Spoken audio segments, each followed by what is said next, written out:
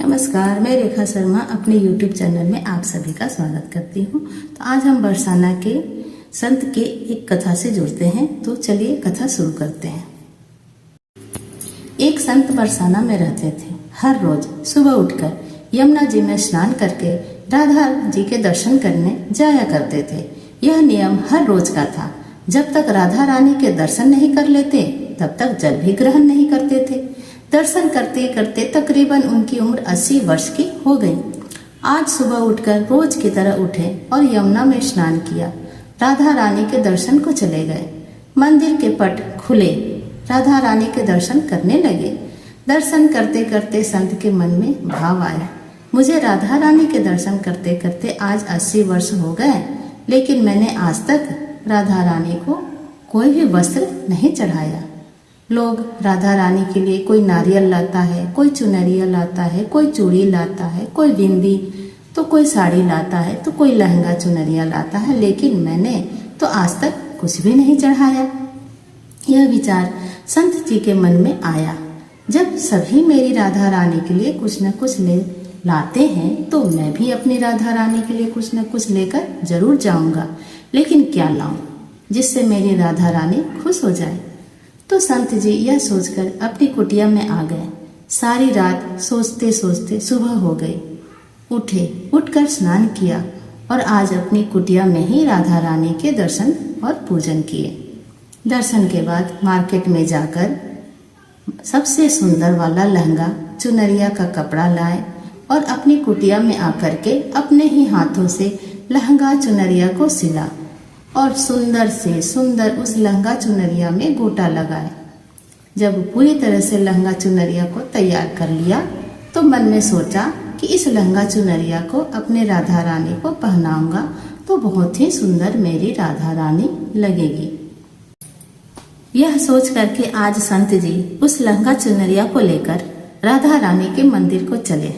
मंदिर की सीढ़ियां चढ़ने लगे और अपने मन में सोच रहे हैं, आज मेरे हाथों के बनाए हुए लहंगा चुनरिया राधा रानी को पहनाऊंगा तो मेरी लाडली बहुत सुंदर लगेगी। यह सोचकर जा रहे हैं और मन ही मन मुस्कुरा रहे हैं। इतने में एक बरसाना की लड़की लाली आई और बाबा से कहती है, बाबा आज बहुत ही खुश हो, क्या बात है बाबा बताओ ना। तो बाबा ने कहा, अरे लाली आज मैं बहुत खुश हूँ। आज मैं अपने हाथों से राधा रानी के लिए लहंगा चुनरिया बनाया है।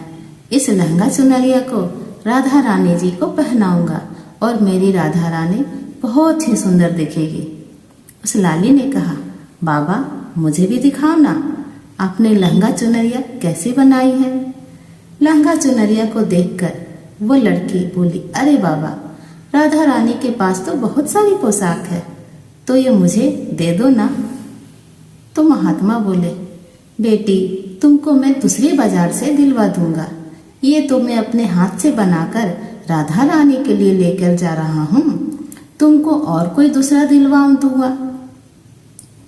लेकिन उस छोटी सी बालिका ने उस महात्मा का दुपट्टा पकड़ लिया, बाबा ये मुझे दे दो ना। पर संत भी जिद करने लगे, दूसरी दिलवाऊंगा, ये नहीं दूंगा। लेकिन वो बच्ची भी इतनी तेज थी कि संत के हाथ से छुड़ा लहंगा चुनरिया को छीनकर भाग गई। अब तो बाबा को बहुत ही दुख लगा कि मैंने आज तक राधा रानी को कुछ न चढ़ाया, लेकिन जब मैं लेकर आया तो लाली लेकर भाग गई। मेरा तो जीवन ही खराब हो गया, अब मैं क्या करूंगा। यह सोचकर संत उसी सीढ़ियों में बैठ करके रोने लगे। इतने में कुछ संत वहां आए और पूछा, क्या बात है बाबा, आप क्यों रो रहे हो। तो बाबा ने उन संतों को पूरी बात बताई। संतों ने बाबा को समझाया और कहा, आप दुखी मत हो, कल दूसरी लहंगा चुनरिया बना करके राधा रानी को पहना देना, चलो राधा रानी के दर्शन कर लेते हैं। इस प्रकार संतों ने बाबा को समझाया और राधा रानी के दर्शन को लेकर चले गए। रोना तो बंद हुआ, लेकिन मन खराब था क्योंकि कामना पूरी नहीं हुई ना। तो संत अनमने मन से राधा रानी का दर्शन करके संत जा रहे थे। और मन में ये सोच रहे हैं कि मुझे लगता है कि किशोरी जी की इच्छा नहीं थी, शायद राधा रानी मेरे हाथों से बनी पोशाक पहनना ही नहीं चाहती थी।